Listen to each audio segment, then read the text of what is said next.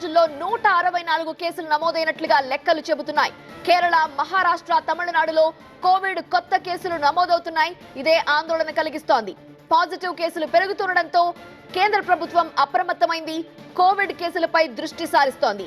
Covid నియంత్రణలోనే ఉంది, ఆందోళన చెందాల్సిన అవసరం లేదని కేంద్ర ఆరోగ్య శాఖ చెబుతోంది. ఇక విదేశాల విషయానికొస్తే సింగపూర్, హాంకాంగ్ లో కోవిడ్ కేసులు భారీగా పెరుగుతున్నాయి. సో చూశారు కదా, ఈ వీడియోలో మీకు నేను ప్రత్యేకంగా చెప్పాల్సింది ఏం లేదు.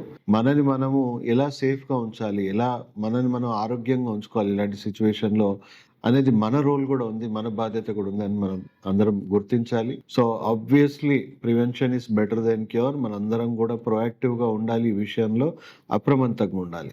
తర్వాత మన హెల్త్ విషయాల్లో మీకు కొంచెం అంటే మనం ఎపిడమిక్ ఆల్రెడీ ఒకటి చూసాం. కోవిడ్ లాంటి సిచ్యువేషన్స్ లో లాక్డౌన్ ఎలా అయింది, హెల్త్ ఇన్ఫ్రాస్ట్రక్చర్ కానీ ఇవన్నీ కూడా ఎలా కుప్పకూలిపోయాయి. సో మనం కోవిడ్ నుంచి బయట పడగలిగాము అంటే మనం తీసుకున్న సెల్ఫ్ హెల్త్ కేర్ అనేది మీరు గుర్తుపెట్టుకోండి. ఇంట్లో మనం ఉండి మన ఇమ్యూన్ సిస్టమ్ ని బూస్ట్ చేసుకోవడానికి ఇంట్లో హోమ్ రెమెడీస్, కషాయాల వల్లనే మనం సక్సెస్ఫుల్ గా ఇలాంటి సిచ్యువేషన్స్ పెద్ద పెద్ద కంట్రీస్ కూడా చేయలేని పని మనం ఈజీగా చేయగలిగాము. సో మన కల్చర్, మన మన ఆయుర్వేదము, మన ట్రెడిషనల్ సాంప్రదాయాలు ఇవన్నీ మనకి ఎప్పటి నుంచో నేర్పించింది. సెల్ఫ్ హెల్త్ కేర్ అనేది మన బ్లడ్లోనే ఉంది. వేల సంవత్సరాల నుంచి యోగా కానీ, హోమ్ రెమెడీస్ కానీ, బేసిక్ నాలెడ్జ్ అనేది అంటే మనం డాక్టర్కున్న నాలెడ్జ్ అవసరం లేదు. మనని మనం ఆరోగ్యంగా ఉంచుకోవడానికి కావాల్సిన basic self health care knowledge ప్రతి ఒక్కరం పెంచుకోవాలి. సో ఇంట్లో ఫస్ట్ ఎయిడ్ కిట్ ఉండాలి. ఏదైనా చిన్న చిన్న దెబ్బలు తగిలినా, చిన్న చిన్న ఇష్యూస్ వచ్చినా చూసుకోవాలి.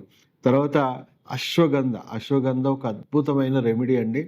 అశ్వగంధ కంపల్సరీ, అంటే ఎవరికైనా ఎలర్జీస్, ఆటో ఇమ్యూన్ సిస్టమ్ ఉన్న వాళ్ళైతే ఖచ్చితంగా వాడకండి. బట్ వీక్ ఉన్న ఇమ్యూన్ సిస్టమ్ ఉన్న, నార్మల్ ఇమ్యూనిటీ ఉన్న వాళ్ళు ప్రతి ఒక్కరు కూడా డైలీ ఒక అశ్వగంధ టాబ్లెట్ వేసుకోండి. కొంచెం ఎక్స్ట్రీమ్ వీక్ ఉన్న వాళ్ళు డైలీ 2 టాబ్లెట్స్ వేసుకోండి. సో ఈ అశ్వగంధ వల్ల మన రోగనిరోధక శక్తి వ్యవస్థ అనేది మెరుగుపడతా ఉంటుంది. అట్ ది సేమ్ టైం మెంటల్గా మనకి స్ట్రెంగ్త్ అనేది పెంచుతూ ఉంటుంది. అంటే స్ట్రెస్ హార్మోన్స్ని రెసిస్ట్ చేస్తుంది, మెంటల్గా పీస్ఫుల్నెస్ పెంచుతుంది. సో స్ట్రెస్ని తట్టుకునే శక్తి సామర్థ్యాలు మనకు అశ్వగంధ ఖచ్చితంగా పెంచుతుంది. కోవిడ్ లాంటి సిచ్యువేషన్స్లో లాక్డౌన్ ఎలా అయింది, మనకు ఈవెన్ హెల్త్ ఎపిడమిక్స్ కూడా రావచ్చు. ఎందుకంటే సరైన హెల్త్ ఫెసిలిటీస్ ఉండవు, శానిటేషన్స్ ప్రాపర్గా ఉండవు. సో అంటువ్యాధులు కూడా ప్రబలే అవకాశాలు ఉంటాయి. సో ఇప్పుడు ఉన్న పరిస్థితుల్లో యాంటీబయాటిక్ రెసిస్టెన్స్ అనేది ఇంకా చాలా పెద్ద బర్డన్గా మారిపోయింది.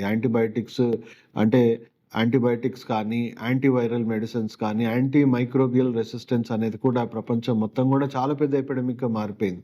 సో మనం హెల్త్ ఫెసిలిటీస్ మీద ఆధారపడి పోయి యాంటీబయాటిక్స్ వేసుకోవడం వల్ల మనకి ఫంగల్ ఇన్ఫెక్షన్స్ కానీ, బ్యాక్టీరియల్ రెసిస్టెంట్ ఇన్ఫెక్షన్స్ వచ్చి చనిపోయే అవకాశాలు ఎక్కువ ఉన్నాయి. సో మనము ప్రొయాక్టివ్గా మన ఇమ్యూన్ సిస్టమ్నే మనం రీడెవలప్ చేసుకోవాలి. ఎప్పటికప్పుడు అప్గ్రేడ్ చేసుకుంటూ ఉండాలి, అలర్ట్ చేసుకుంటూ ఉండాలి. అంటే మన భారతదేశాన్ని మనం కాపాడుకోవడానికి మనం ఆర్మీ అనే డిఫెన్స్ మెకానిజంని ఎప్పుడు ఎలా యాక్టివ్ ఉంచుకుంటున్నామో మన బాడీలో ఉన్న ఇమ్యూన్ సిస్టమ్ని కూడా అదే మన బాడీ ఆర్మీ అనమాట, ఇమ్యూన్ సిస్టమ్. సో దాన్ని కూడా మనం ఎప్పుడు కూడా యాక్టివ్గా ఉంచుకోవడం వల్ల మనకి స్ట్రెస్కి గురవ్వట్లేదు. అట్ ద సేమ్ టైం అంటువ్యాధులు కూడా మనకు అంత ఈజీగా వచ్చే అవకాశం లేదు. ఒకవేళ వచ్చినా చాలా మినిమల్ ఎఫెక్ట్తోనే మనం మళ్ళీ రికవర్ అయిపోతాం. ఇప్పుడు కోవిడ్ లాంటి వైరస్ ఇలాంటివి ఎన్నో వస్తున్నాయి. సో తట్టుకునే శక్తి సామర్థ్యం ఫస్ట్ మన రెస్పిరేటరీకి ఉండాలి. సో ఇమ్యూన్ సిస్టమ్ కూడా అందరికి ఒకేలాగా ఉండదు. ఒకరికి వీక్ ఇమ్యూన్ సిస్టమ్ ఉన్న వాళ్ళకి ఈజీగా ఇన్ఫెక్షన్స్ ప్రోన్ అవుతూ ఉంటారు.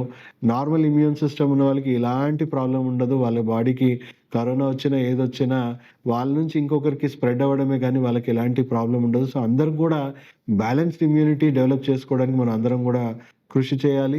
తర్వాత ఆటో ఇమ్యూన్ సిస్టమ్ ఉన్న వాళ్ళకి అతి ప్రమాదకరంగా అని చెప్పొచ్చు. ఎందుకంటే వాళ్ళకి ఆస్తమా కానీ, బ్రీతింగ్ డిఫికల్టీ ఇలాంటివి ఉన్న వాళ్ళకి అదే టైంలో వైరస్, బ్యాక్టీరియా వెళ్ళింది అనుకోండి, ఇమ్యూన్ సిస్టమే డ్యామేజ్ చేస్తుంది. అది చెప్పాలి అంటే కోవిడ్ టైంలో ఎక్కువ మందిని, దాదాపు 80-90% జనాల్ని చంపింది కరోనా కాదండి, ఆటో ఇమ్యూన్ డిసార్డర్స్ వల్లనే వాళ్ళ లంగ్స్, ఆర్గన్ డ్యామేజెస్ అనేవి జరిగి వాళ్ళు మరణాల శాతం పెరిగిపోయింది. సో ఇలా చెప్పాలి అంటే ఒక బ్యాలెన్స్డ్ ఇమ్యూనిటీ, అంటే ఎవరికైతే ఈ ఆస్తమా కానీ లేకపోతే hyper active immunity allergic disorders ఉన్నాయో, అంటే వాతావరణం కొంచెం చల్లబడగానే సైనస్ వచ్చేస్తుంది, ఇలాంటి వాళ్ళందరూ కూడా వాళ్ళ ఇమ్యూన్ సిస్టమ్ని కంప్లీట్గా రీహాబిలిటేట్ చేసుకోవాలి. మీరు సెకండ్ లైఫ్ నేచర్ క్యూర్ హాస్పిటల్కి రండి. మీకు కంప్లీట్గా ఇమ్యూన్ సిస్టమ్ గట్ హెల్త్ మార్పిడి చేసుకునే ట్రీట్మెంట్ మీకు సజెస్ట్ చేస్తాం. దానివల్ల ఒక బెటర్ ఐక్యూ, బెటర్ హెల్త్ ఉన్న ఇమ్యూన్ సిస్టమ్ మీ బాడీలో డెవలప్ అవడం వల్ల, మీలో ఒక బ్యాలెన్స్డ్ ఇమ్యూనిటీ రావడం వల్ల మీ బాడీలో ఉన్న ఇమ్యూన్ సిస్టమ్ కంప్లీట్గా రెగ్యులేట్ అవుతుంది. అది వీక్ ఉన్నా ఇంప్రూవ్ అవుతుంది, ఎక్కువ ఉన్నా కూడా కంట్రోల్లో ఉంటుంది. దానివల్ల ఎన్నో రెస్పిరేటరీ ఇల్నెసెస్ మీరు రాకుండా మీరు జాగ్రత్త పడవచ్చు. సో అర్లీ మార్నింగ్ లేవండి, కొంచెం సేపు సన్ రైజ్కి ఎక్స్పోజ్ అవ్వండి, అండ్ మార్నింగ్ ఎయిర్ అనేది బ్రీతింగ్ ఎక్సర్సైజ్ ఇవన్నీ చేసుకొని మీ లంగ్ కెపాసిటీని, కపాలభాతి లాంటివి చేసుకొని మీ లంగ్ కెపాసిటీని కూడా మీరు కొంచెం పెంచుకోండి.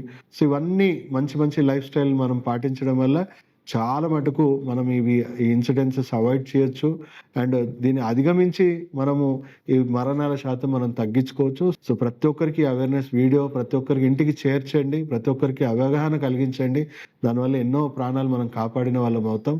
సో దయచేసి ఈ వీడియోని ప్రతి ఒక్కరికి షేర్ చేయాలని కోరుకుంటూ సెలవు తీసుకుంటూ మీ డాక్టర్ సాగర్.